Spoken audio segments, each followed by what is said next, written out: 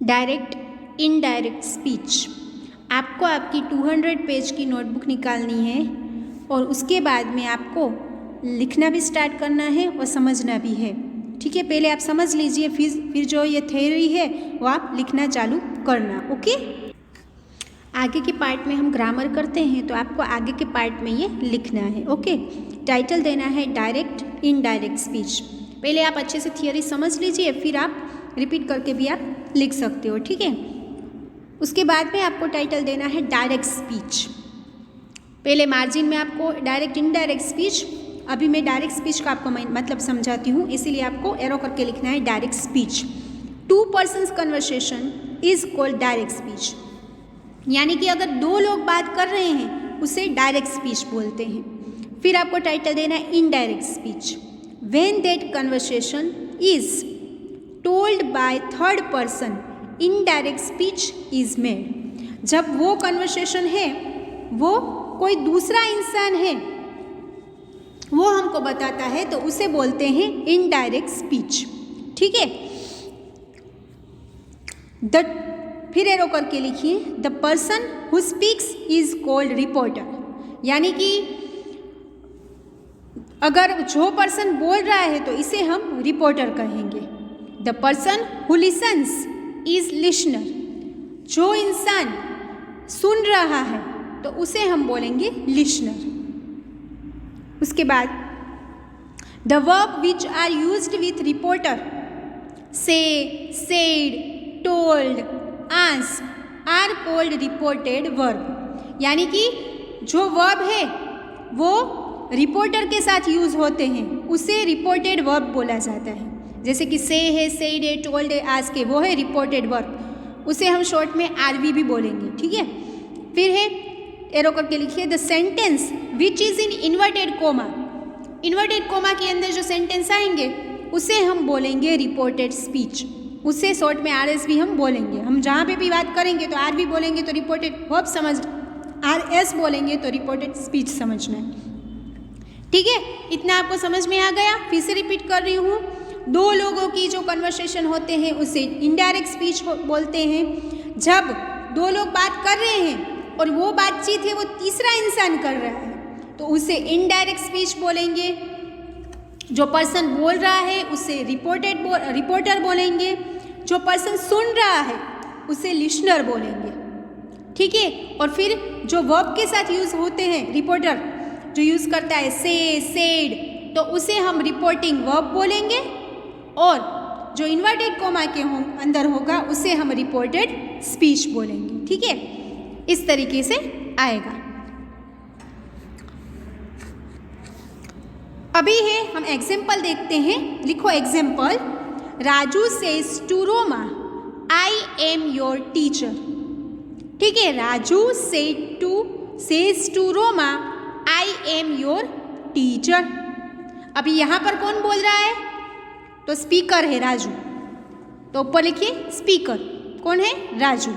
Says to क्या हुआ? हमने बोला था ना रिपोर्टिंग वर्ब, वो हुआ आरबी। सुन कौन रहा है? लिसनर रोमा। और ये पूरा इन्वर्टेड कोमा के अंदर जो पूरा है वो है आरएस, यानी reported speech. I am your teacher, inverted coma के अंदर जितना भी है वो है आरएस। ठीक है, समझ में आ गया एग्जाम्पल से? ओके, अभी लिखिए indirect speech present tense. Present tense में इनडायरेक्ट स्पीच कैसे होती है? ठीक है, तो है Raju tells Roma that he is her teacher. ठीक है,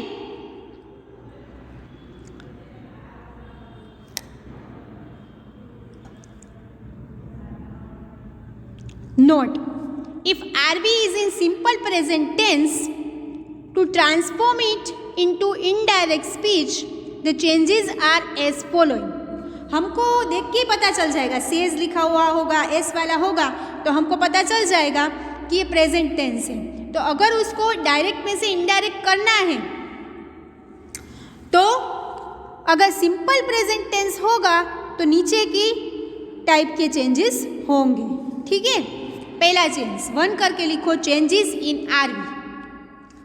आरबी में कौन से चेंज होंगे? तो दो डिवीज़न बनाने हैं आपको, जिसमें नोटबुक में आपको दिखाई दे रहा है अभी वैसे ही कि RS reported speech assertive sentence होगा तो उसमें क्या चेंज होंगे, और इंट्रोगेटिव होगा तो क्या चेंज होंगे। तो लिखिए, से का हो जाएगा से, सेज का होएगा सेज ही रहेगा एसर्टिव सेंटेंस में, शे टू होगा तो उसका टेल हो जाएगा, एंड सेज टू होगा तो उसका टेल्स हो जाएगा। ठीक है, फिर इंट्रोगेटिव सेंटेंस में क्या होगा, तो से का आस्क हो जाएगा, सेज का आस्क्स हो जाएगा, से टू का आस्क होएगा और शेष टू का होएगा आस्क्स। ठीक है, इस तरीके से चेंजेस होंगे। फिर टू करके लिखिए, यानी दूसरा चेंज क्या होगा, remove comma and inverted commas. Comma और इन्वर्टेड कोमा जो लगे हुए होते हैं सेंटेंस में वो आपको निकाल देने हैं। If the sentence is assertive sentence, अगर सेंटेंस है वो एसर्टिव सेंटेंसेस, यूज दैट, तो बीच में आपको दैट यूज करना है। And if the sentence is interrogative, अगर सेंटेंस है वो क्वेश्चन वाला है यानी कि इंट्रोगेटिव है तो यूज इफ वेदर, तो उसके लिए ज्वाइन करने के लिए बीच में दैट नहीं लगाएंगे, इफ और वेदर का यूज करेंगे। Note, if the interrogative sentence is of WH, अगर इंट्रोगेटिव सेंटेंस हमको पता है कि दो टाइप के होते हैं, एक तो हम डू डज या आगे शेल या विल ये सब लगा के करते हैं वो वाले, या तो फिर WH क्वेश्चन वाले होते हैं, हु वेयर ऐसे सब कुछ। अगर WH वाले हो तो WH वर्ड ही हमको यूज़ करना है, जैसे कि हु लिखा हो तो फिर हु ही ज्वाइन करने में लिख देना है, सॉरी वेयर लिखा हो तो वेरी ज्वाइन करने में रख देना है, हुज लिखा है तो हुज ही लिख देना है, वाई लिखा है तो वाई ही लिख देना है ज्वाइन करने के लिए। ठीक है, and if the sentence is simple interrogative, अगर सिंपल इंट्रोगेटिव मैंने बताया ना आगे इज लगा हुआ is this your pen, are you going to picnic, इस तरीके के WH सॉरी इंट्रोगेटिव हो तो उसके लिए आपको इफ का यूज करना होगा। उसके बाद में है changes in RS, changes in RS यानी कि रिपोर्टेड स्पीच में क्या क्या चेंजेस होंगे। तो changes in the pronounce of reported speech, reported speech के प्रोनाउंस में क्या चेंज होंगे। प्रोनाउंस आपको पता है कौन कौन से होते हैं, ही शी इट, ये सारे प्रोनाउंस कहे जाते हैं, तो उनमें क्या चेंज होगा। तो 1 करके लिखिए, change the first person pronoun according to speaker, यानी कि first person pronoun, first person pronoun कौन से होते हैं, आई और वी, तो उसका चेंज होगा स्पीकर के हिसाब से। 2 करके लिखिए, change the second person pronoun according to the listener, यानी कि सेकंड पर्सन प्रोनाउन का जो चेंज होगा वो ठीक है, तो सेकंड पर्सन प्रोनाउन है वो अकॉर्डिंग टू लिसनर यानी कि सुनने के हिसाब से होंगे। सेकंड पर्सन प्रोनाउन कौन से होते हैं, याद करो, यू, ठीक है, सेकंड पर्सन प्रोनाउन होते हैं यू, तो वो सुनने वाले के हिसाब से होंगे। And third point, there will be no change in third person pronoun, यानी कि थर्ड पर्सन प्रोनाउन होंगे तो उसका कोई भी चेंजेस नहीं होगा, वो वैसे के वैसे ही रहेंगे।